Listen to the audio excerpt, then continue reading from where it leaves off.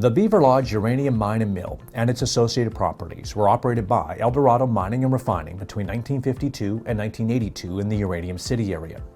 Decommissioning work at Beaver Lodge took place between 1982 and 1985, marking the first time that a Canadian uranium mine was decommissioned following a regulatory approved plan. When Eldorado merged with the Saskatchewan Mining Development Corporation to form Cameco in 1988, Cameco inherited the management of the decommissioned Beaver Lodge properties, while the Government of Canada retained financial responsibility. Since then, Cameco has carried out routine environmental monitoring and investigations, maintenance work, targeted remediation, and community engagement for the 70 decommissioned properties that originally made up the Beaver Lodge site. Inspections regularly take place on the properties and often involve representatives from Cameco, the Saskatchewan Ministry of Environment, the Canadian Nuclear Safety Commission, and the Saskatchewan Ministry of Energy and Resources. These inspections are conducted to ensure conditions on the properties do not impact the health and safety of people, that the environment continues to be protected, and that regulatory requirements continue to be met. Our goal in managing the site has been to make sure that the site remains safe, stable, and secure, so that the environment and the people around remain protected. With that has come assessing some of the initial remediation that was done back in the 80s, and where we needed to make some improvements or changes to what was done then to make sure that the sites remain safe and secure in the long term. One of the most significant remediation steps Cameco has undertaken is covering mine openings with stainless steel caps. With an expected lifespan of more than 1,200 years, the engineered caps will provide comfort to both the community and regulators that old mine openings don't pose any safety risks. Another major project completed on the properties was the Zora Creek reconstruction. This project re-established flow from Zora Lake to Vernal Lake in the summer of 2015. The goal of the project was to minimize waste rock contact with water and has resulted in improved water quality. Local stakeholders spearheaded the project by proposing it as an effective remedial option that would re-establish natural drainage in the area. They're throwing everything at it to make it better, and there is improvements, and the best part is they involve local people and the surrounding communities and keeping us informed and taking some of our ideas in which they incorporated. And it puts a feather in our hat, and the corporations or companies that do the research and the cleanup are working closely with us. So there's no discrepancy of what's done right and what's done wrong.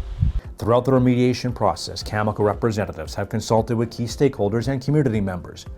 Annual public meetings, site tours, and remedial options workshops have given community members the opportunity to ask questions, give feedback, and for Cameco to discuss their progress. The goal of our efforts is to make sure that the community of Uranium City and the people who use the land from around the north can continue to use it for traditional purposes, hunting, gathering wood, collecting berries, and things like that. Studies such as the Uranium City Country Foods Assessment and the land use surveys have helped us to understand how the land is used and confirmed that it is safe to continue practicing traditional activities on and around the decommissioned Beaver Lodge properties. For the chemical projects, I don't have any real concerns. The biggest thing is where the waterways were and the food source for animals and us. Things are improving. I mean, I've been part of the animal studies too, where I got to shoot the animals or whatever in the area of where I wanted to, not where they said you should. So I got to do that too, so I know the wildlife so far has not been affected, And yeah, I know the water samples are taken in the same place every time because I've worked with a local guy who does the water samples, so I'm able to say, yeah, they do it in very good locations, and they consistently do. We worked with the community and regulators and other interested groups in determining what reasonable additional remedial options we could implement. Every year we have a public engagement meeting where we gather interested community members and other interested parties with us and share what we did over the last year, our plans for the next year, and what our long-term plans are. And as we've been preparing properties for transfer to the institutional control program, we've been able to keep them abreast of the progress on that. Yeah, you can ask much better than what's being done, and anything that has to be done or modified, we're informed about it. And we do have workshops that we put up. there's a lot of information, a lot of learning programs that people should be involved to understand.